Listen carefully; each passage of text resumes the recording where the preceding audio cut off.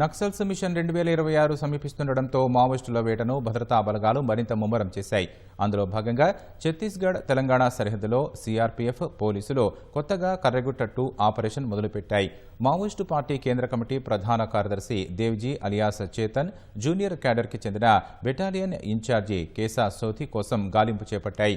బీజాపూర్ జిల్లా పరిధిలోని డంబీ నుంచి వ్యాపించిన కర్రెగుట్టల ప్రాంతంలో 2000 మందితో కూడిన బలగాలు వేటను ప్రారంభించాయి. 2026 మార్చి 31 నాటికి దేశం నుంచి వామపక్ష తీవ్రవాదాన్ని నిర్మూలించాలనే లక్ష్యంతో కేంద్ర ప్రభుత్వం 2024లో భారీ ఆపరేషన్ చేపట్టారు.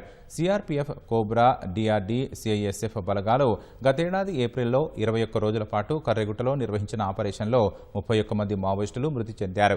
అక్కడ నుంచి మావోయిస్టు పార్టీ సీనియర్ క్యాడర్ తప్పించుకుంది. ప్రస్తుతం కర్రెగుట్టలోని తడపల, పామునూరు, మరుమూరు, డోలి వంటి ప్రాంతాల్లో బేస్లు ఏర్పాటు చేసి సీఆర్పీఎఫ్ బలగాలు భారీ ఆపరేషన్ చేపట్టాయి.